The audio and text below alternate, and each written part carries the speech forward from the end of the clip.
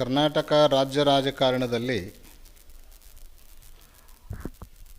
ಬದಲಾವಣೆಯ ಬಿಸಿ ಬಿಸಿ ಸುದ್ದಿ ವಿದ್ಯಮಾನಗಳಲ್ಲಿ ತೀವ್ರವಾಗಿ ಚರ್ಚೆಗೆ ಗ್ರಾಸವಾಗಿದೆ.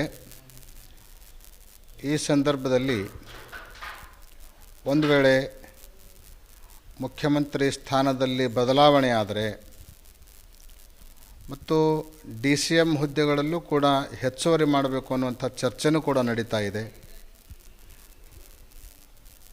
DCM ಹುದ್ದೆಯಲ್ಲಿ ಏನಾದರೂ ಹೆಚ್ಚುವರಿ ಮಾಡಿದರೆ ಅಂಥ ಸಂದರ್ಭದಲ್ಲಿ ವೀರಶೈವ ಲಿಂಗಾಯತ ಸಚಿವರಿಗೆ ಹೆಚ್ಚಿನ ಆದ್ಯತೆಯನ್ನು ನೀಡಬೇಕು ಅಂತ ಈ ಸಂದರ್ಭದಲ್ಲಿ ನಾವು ಪಕ್ಷವನ್ನು ಸರ್ಕಾರವನ್ನು ಆಗ್ರಹಿಸ್ತಾ ಇದ್ದೇವೆ.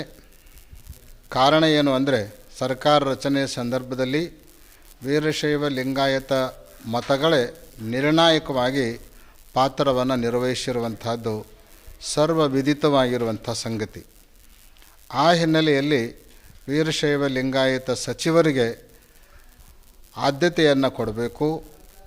ಅದರಲ್ಲಿ ಈಶ್ವರ್ ಖಂಡ್ರೆ ಅವರಿದ್ದಾರೆ, MB ಪಾಟೀಲ್ರಿದ್ದಾರೆ, SS ಮಲ್ಲಿಕಾರ್ಜುನ್ ಶಾಮನೂರ್ ಅವರಿದ್ದಾರೆ. ಅಂಥವರನ್ನೆಲ್ಲ ಈ ಸಂದರ್ಭದಲ್ಲಿ ಪರಿಗಣಿಸಿ ಅವರ ಅನುಭವವನ್ನು ಬಳಸಿಕೊಳ್ಬೇಕು, ಅವರಿಗೆ ಅವಕಾಶವನ್ನು ನೀಡಬೇಕು ಅಂಥೇಳಿ ಈ ಸಂದರ್ಭದಲ್ಲಿ ನಾವು ಆಗ್ರಹಿಸ್ತಾ ಇದ್ದೇವೆ. ಈ ವಿಷಯಕವಾಗಿ ಪಂಚಪೀಠಗಳಲ್ಲಿ ಸಮಾನ ಪೀಠಾಚಾರ್ಯರಾಗಿರುವಂತಹ ಕಾಶಿಯ ಹಿರಿಯ ಜಗದ್ಗುರುಗಳ ಜೊತೆಗೆ, ಉಜ್ಜಯಿನಿ ಪೀಠದ ಜಗದ್ಗುರುಗಳ ಜೊತೆಗೆ ಮತ್ತು ಕಾಶಿ ಪೀಠದ ನೂತನ ಜಗದ್ಗುರುಗಳವರ ಜೊತೆಗೂ ಕೂಡ ಸಮಾಲೋಚನೆ ನಡೆಸಲಾಗಿದೆ. ಅವರು ಕೂಡ ಈ ನಿಲುವಿಗೆ ತಮ್ಮ ಸಮ್ಮತಿಯನ್ನು ವ್ಯಕ್ತ ಮಾಡಿದ್ದಾರೆ.